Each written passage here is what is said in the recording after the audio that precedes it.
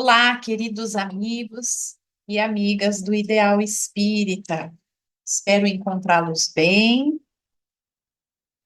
Vou iniciar nossa reflexão do dia, pedindo anteriormente que, por favor, elevemos nossos pensamentos ao mais alto, pedindo que Jesus e Maria de Nazaré possam estar conosco nesta reflexão, nossos amigos, nossos anjos guardiões, espíritos amigos e familiares que estejam conosco agora, para que possamos compreender e apreender as palavras desta reflexão do dia. Então, a nossa reflexão do dia hoje, ela tem como tema as dores da vida na visão espírita. E que dores são essas que nos alcançam durante a jornada da nossa encarnação e que se fazem presentes para que nós possamos alcançar gradativamente a nossa evolução? Eu vou começar com uma frase de Richard Simonet, um colaborador espírita, que diz assim: a dor é o sino de Deus que plange para despertar o espírito para o real sentido da vida. Muitas vezes, em nossas caminhadas, deixamos de lado os grandes valores para nos preocuparmos com os grandes preços, né? O preço das coisas e não os valores. Então, nós vamos pensando como é que essas dores podem ocorrer de maneira que vamos aprendendo com a nossa caminhada, inclusive com estas dores. Então, eu, fazendo a reflexão sobre esse tema, pensei muito em Paulo de Tarso. Saulo, então, enquanto caminhava para Damasco, tinha consigo todas as certezas. Ele era um homem que trazia em sua bagagem emocional as certezas de que lutava pelos ideais corretos, vinha de uma família com grande situação econômica, de moral, né, ali no lugar onde moravam em Roma, e era tratado como um semideus, tudo que ele dizia, e ele era conhecedor das leis que ali habitavam, das leis daquele momento. Ele trazia, então, consigo a certeza de que era um bom homem. Ele não fazia o que fazia, não perseguia os cristãos, porque achava que aquilo era só interessante, de modo que fosse errado. Ele praticava tudo isso, trazendo consigo a certeza de que andava corretamente, que estava sendo um bom homem. Então, ele trazia, como muitos de nós, aquelas certezas, aquelas coisas que nós vamos imantando em nosso ser e que vamos carregando, de que aquilo é o certo.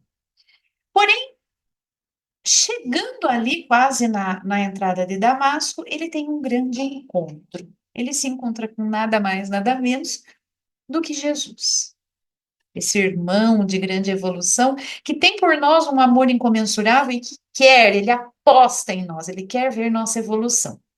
Então, Paulo de Tarso, naquele momento, ele cai fisicamente e espiritualmente. O tapete é puxado, suas certezas não valem mais. Imagine a dor que acometeu aquele homem que tinha para si de que caminhava corretamente, que estava certo do que estava fazendo. Então ele, confuso, pergunta: o que está acontecendo? O que queres de mim? E Jesus diz: Saulo, Saulo, por que me persegues? Então, quando Jesus pergunta por que que ele estava perseguindo, vai de encontro com todas as certezas, aquilo que ele acreditava era porque eles eram cristãos, né? Ele então caminhava para Damasco para principalmente capturar e levar para ser julgado Ananias. Toda essa história é muito bem retratada no livro Paulo e Estevão, uma grande obra do nosso querido Chico Xavier e que deve ser lida por todos nós espíritas e relida. Falo por mim. Então, nesse episódio, ele passa a ser chamado, então, né, depois de um tempo, porque muda tudo, tudo muda. Paulo de Tarso, não é mais Saulo. E por que eu estou falando sobre essa história na visão espírita? Eu digo isso porque estamos nos deparando com uma situação em que a gente pensa, pronto, então agora está acabado, né? Ele já encontrou com Jesus, entendeu que o que fazia estava errado, não vai mais passar por dor nenhuma e evoluiu. Não. Por muitos anos que se seguem, e são muitos mesmo, a, esse nosso amigo Paulo de Tarso, ele passa por muitas situações difíceis. A família não compreende, os amigos, ele perde tudo que ele tinha conquistado e que dava preço, mas que não tinha valor. Então ele vai abrindo mão com o tempo, ele se isola, ele vai volta a fazer tapetes como o pai fazia, né? O pai fazia, né? Ele não fazia, mas o pai, ele volta a tecer tapetes, um homem que era muito rico. Então, ele se recolhe em sua humildade para ir reaprendendo, renovando. Ele passa por muitas situações difíceis que não passaria se não tivesse se convertido. Mas aí a gente pensa assim: puxa, então não há necessidade de optarmos pela dor? É aqui então que fica esse recado? A gente tem que, não tem maneira alguma, mas elas sempre são bem-vindas. Nós podemos e até comparar com esse trechinho dessa música linda que diz assim: ainda se vier noites traiçoeiras, se a cruz pesada for, Cristo estará contigo. Porque o mundo pode até fazer você chorar, as coisas desse mundo, mas Deus te quer sorrindo. Então, esse Deus punitivo que quer que a gente sofra, não é isso. Quando então o plano de ensino de Deus de uma dor se aproxima, se chega até nós, eu penso que nós é muito difícil, e falo por mim, falo por todos nós, acredito que no momento da dor e das grandes dores, nós não vamos falar, que bom que eu estou passando por isso, porque eu estou aprendendo. Não é bem assim, mas que com o tempo, né, que ele é o nosso amigo também, nós vamos colocando essa situação em reflexão e pensando o que que eu aprendi através disso, o que que esses ensinamentos da dor estão me trazendo. Então, muitas vezes precisamos que o barco balance, né? O barco está indo bem, o mar está calmo, e eu vou indo, e está tudo bem. E como dizem por aí, mar calmo não faz bom marinheiro. Deus vem com a sua mãozinha nos balançar através das nossas escolhas, das nossas necessidades de aprendizado, né? E aí, Paulo espera o finalmente a chegada de Ananias para voltar a enxergar. Mas voltar a enxergar o quê?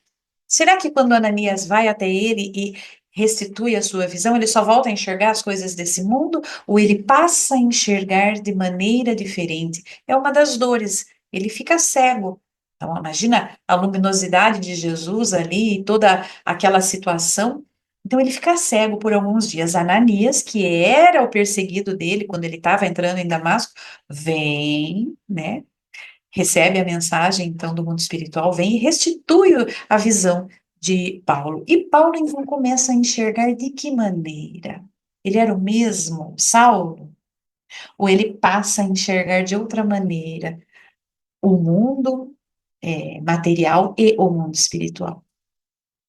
A encarnação, então, as nossas encarnações são presentes que recebemos para renovação, para buscar um passinho à frente. E que quantas vezes jogamos fora com embrulho e tudo esse presente, né?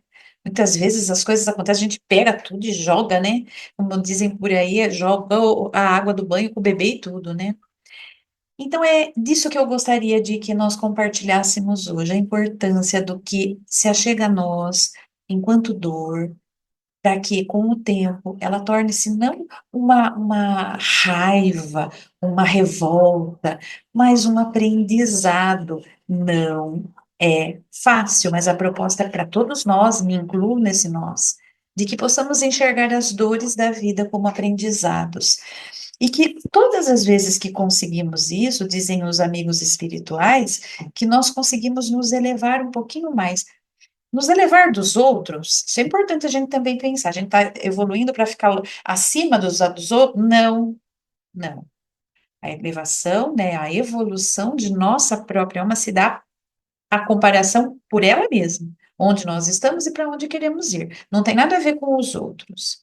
Não, eu sou mais elevado que fulano, fulano é mais elevado que cicrano, isso aí nada importa.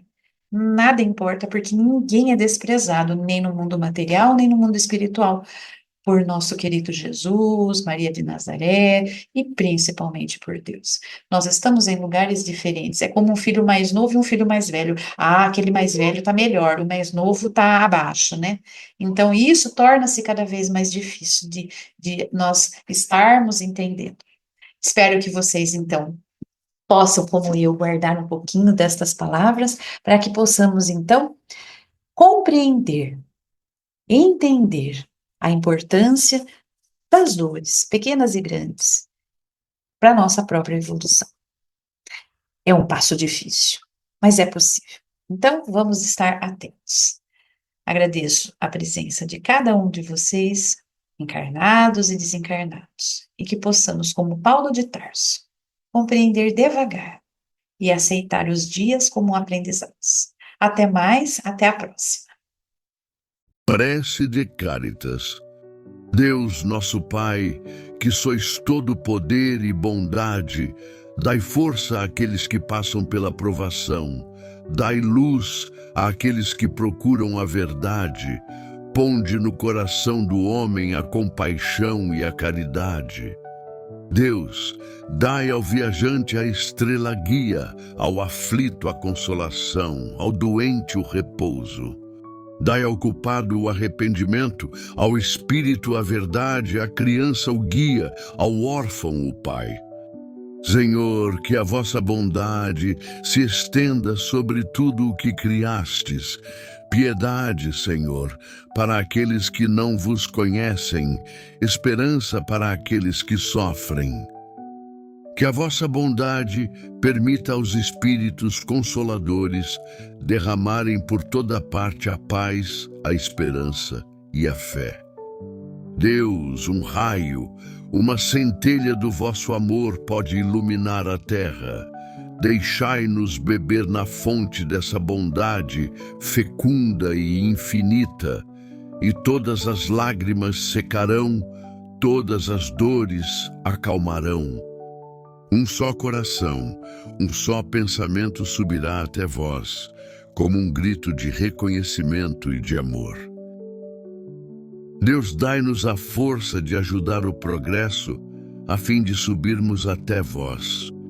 Dai-nos a caridade pura, dai-nos a fé e a razão, dai-nos a simplicidade, Senhor, que fará de nossas almas o espelho onde se refletirá a vossa divina imagem, que assim seja.